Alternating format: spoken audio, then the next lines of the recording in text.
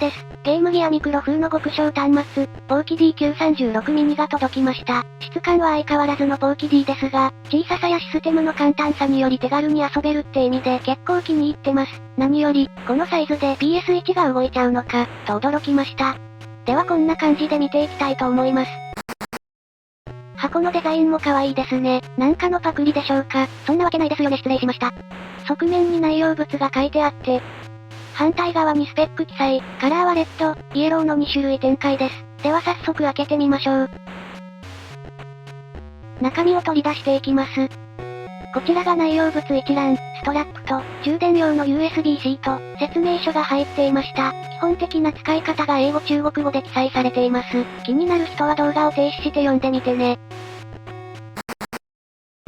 手に取った質感は非常におもちゃっぽい感じですが、プラスチックの質感的にはゲームギアミクロとさほど変わらない程度のクオリティです。見た目をかなりゲームギアミクロ風にしているものの、ゲームギアミクロのような立体感やシェルの細かさはなく、平たく、装飾が少ないです。色味やプラスチックの質感はほぼ同じですが、GG ミクロの方が若干暗めで上品なイエローです。重量は GG ミクロが 60g 電池込みなので、若干 GG ミクロの方が重いです。ゲームボーイミクロと比べるとこれくらいのサイズ感、GB ミクロの方が大きいですね。背面には特に何もなく、上部にマイクロ SD スロット、充電ポートの印字がうっすらとされています。下側面には何もなく、ストラップホールが左側にあります。左右の側面には何もなく、上側面には左から、R1 ボタン、マイクロ SD スロット、充電用 USB-C、L1 ボタン、L2 ボタン、R2 ボタンはありません。イヤホンジャックもないので、イヤホンでゲームしたい人にとってはかなり痛いかもしれませんね。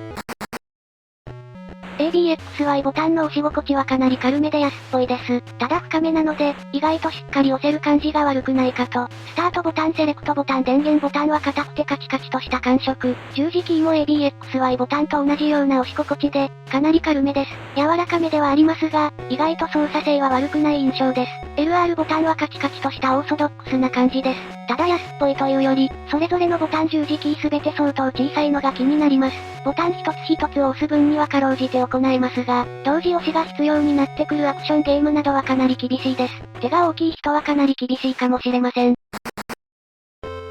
液晶は 240×240 という変わった寸法の液晶です。ファンキー S と同じ液晶が採用されているのかな？最大の明るさにするとかなり明るく、視野角も悪くありません。小さいものの意外と見やすくて驚きました。240×240 という解像度により、ファミコンなどのテレビゲームを遊んだ際にはピクセルや文字の潰れが起きてしまいますが、拡大表示をすることができるので、ゲームによってはピクセルパーフェクトで遊ぶことができます。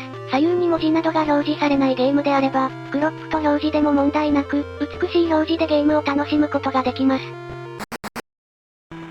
起動は電源ボタン長押し。終了はメニュー画面で電源ボタン長押しで切れます。デフォルトのメニュー画面はこのよう、ハード一覧が並んでいます。電源ボタンを押すことで設定画面が表示されて、音量変更、明るさ変更、テーマ変更、ランチャー変更、電源を切る、を行うことができます。ランチャー変更するとこのような、馴染みが深いものに変更できます。基本的には同じ使い勝手ですけどね。テーマを変更するとこんな感じで、メニュー画面のグラフィックが変わります。気分で変えてみても良さそうですね。また、ボタンの組み合わせによって様々なショートカットが存在します。セレクトボタン十字キー下で画面比率を変えたり、大きさをパーセントで変更したり、スクリーンショットを撮ったり、音量を変更したり、明るさを変更したりできます。ゲームの追加方法は、マイクロ SD を取り出して PC に接続して追加、もしくは本体と PC を USB 接続し、電源ボタンでメニューを開き、マウント USB を押すことで USB 経由でのファイル転送も行うことができます。これは地味に便利。あと一番気に入ったのがこれ、ゲームのプレイ中に電源を切り、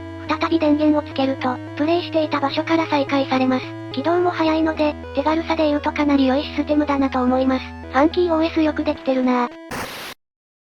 正直この端末、販売開始された時から、遊びにくそう、ないだろこれは、とか思ってたんですが、起動の速さ、ゲームが中断できること、メニュー画面設定のシンプルさなど、により、手軽さの面ではかなり優秀な端末だと思いました。スペック的にも意外と PS1 も動くし、ボタンも慣れれば操作できないこともない。強いて言うならば、安っぽさの割には値段が高いなって印象。見よう見にがかなり良かっただけに、劣って見えてしまいます。でもまあ、他の中華ゲーム機と差別化できて、結構気に入っているという、何よりファンキー OS が使いやすい。ファンキー S 買っちゃおうか。